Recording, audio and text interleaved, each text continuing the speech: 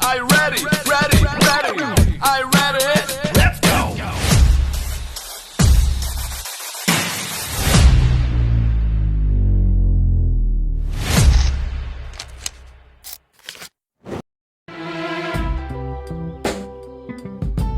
Yeah, yeah. Yeah. That's the way every day goes.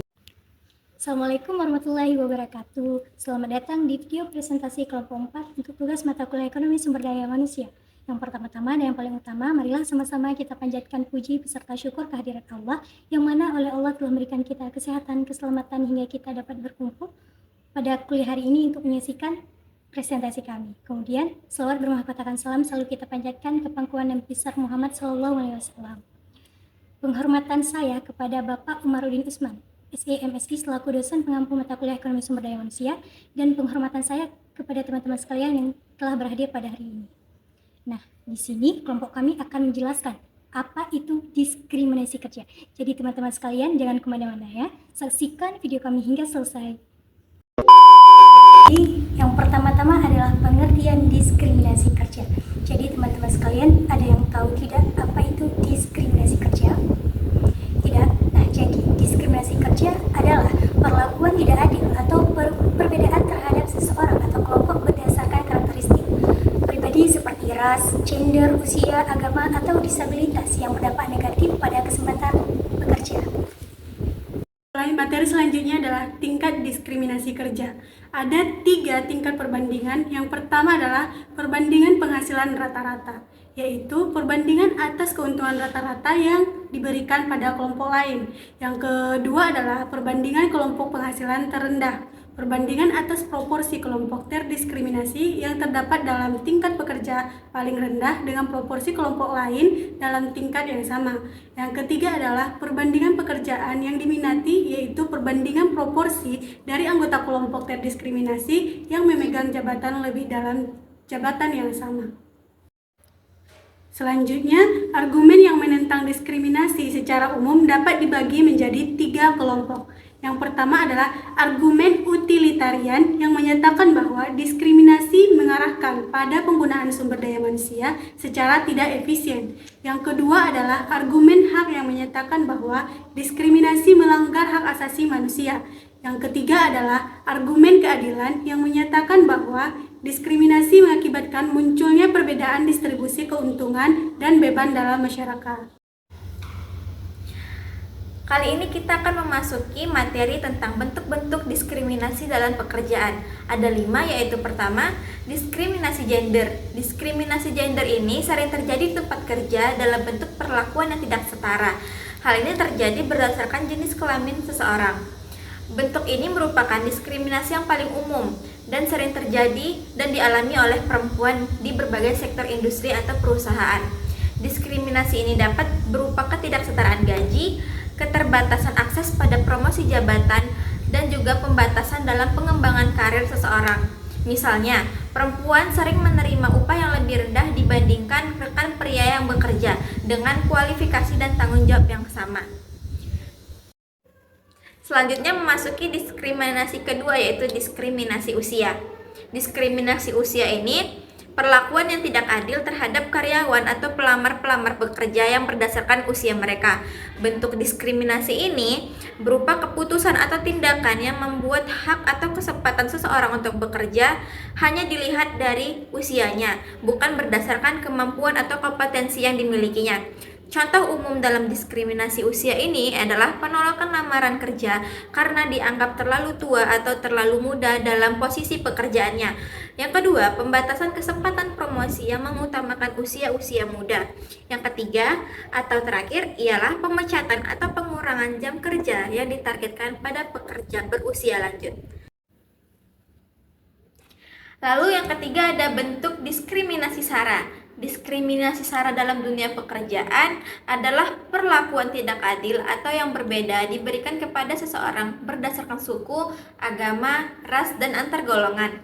Diskriminasi SARA terjadi ketika seseorang diperlakukan secara tidak setara atau dirugikan hanya karena latar belakangnya. yaitu suku, keyakinan agama, ras, dan golongan sosial. Bukan karena kinerja atau kompetensinya. Bentuk diskriminasi ini juga dapat dilihat yaitu penolakan atau pengutamaan dalam perekrutan dan promosi jabatan yang diberikan berdasarkan syarat, sehingga mengesampingkan kemampuan dan kualifikasi. Yang keempat, diskriminasi disabilitas. Diskriminasi ini terjadi di tempat kerja dengan perlakuan yang tidak adil atau berbeda yang dialami oleh individu-individu yang mengalami disabilitas dalam mendapatkan pekerjaan, menjalankan tugas, serta mengembangkan karirnya.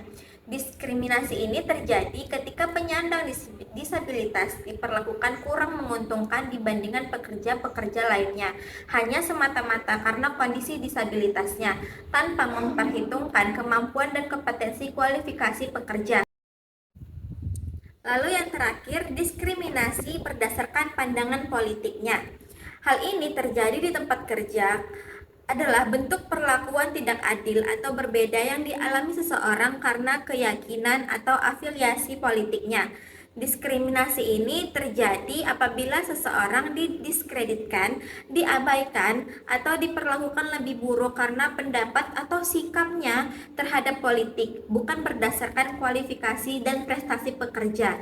Salah satu bentuk diskriminasi politik di dunia kerja ialah penolakan untuk mempekerjakan atau mempromosikan seseorang karena memiliki pandangan buruk atau stigma buruk terhadap politik tertentu, pembatasan kesempatan pelatihan, pengembangan, atau bonus karena sikap politiknya. Sekian materi bentuk-bentuk diskriminasi pekerja.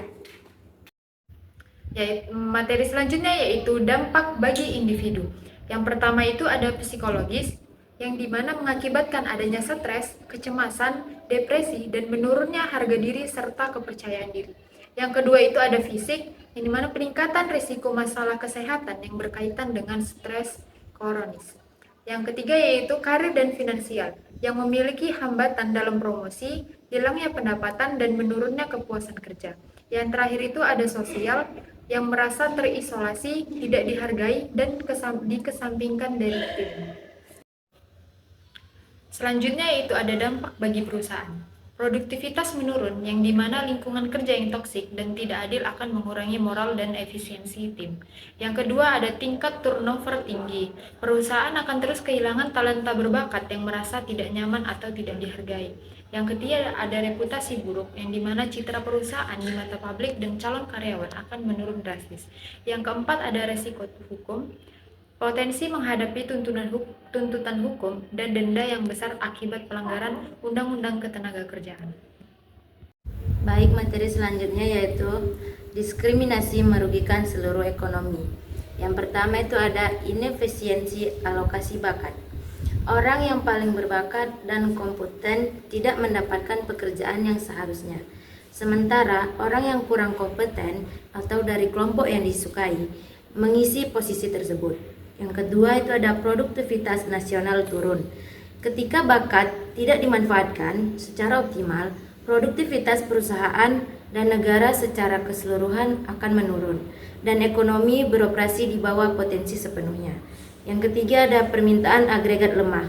Kelompok besar yang didiskriminasi memiliki pendapatan lebih rendah, yang berani daya beli mereka lebih lemah, yang mengurangi permintaan agregat dari memperlambat pertumbuhan ekonomi. Baik, adapun cara mengatasi diskriminasi kerja. Yang pertama itu ada hukum dan penegakan. Memperkuat dan menegakkan undang-undang anti diskriminasi untuk menghukum praktik diskriminasi langsung atau berbasis prasangka. Yang kedua ada transparansi gaji. Mewajibkan perusahaan terbuka soal tentang gaji, mengurangi peluang diskriminasi statistik karena keputusan didasarkan pada data bukan stereotip. Yang ketiga ada blind recruitment.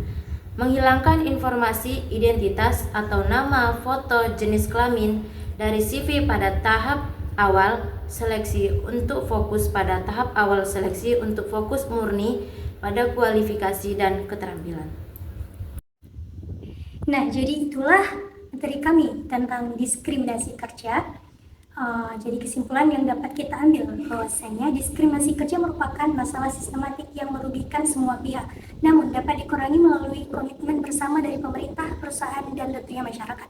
Dengan penegakan hukum yang ketat, promosi budaya kerja yang adil, dan investasi dalam keragaman, dunia kerja dapat menjadi lebih produktif dan harmonis, dan mendukung pembangunan berkelanjutan. Itulah materi dari kami. Jadi sebelum kami pamit undur diri, kami ada pantun. Nana Sanung merasanya segar, Cakep. cocok disantap di cuaca panas, Cakep. Kerja yang adil adalah hak yang benar. Jangan sampai diskriminasi terus bebas. Asik. Itulah dari kami. Kurang lebih kami mohon maaf.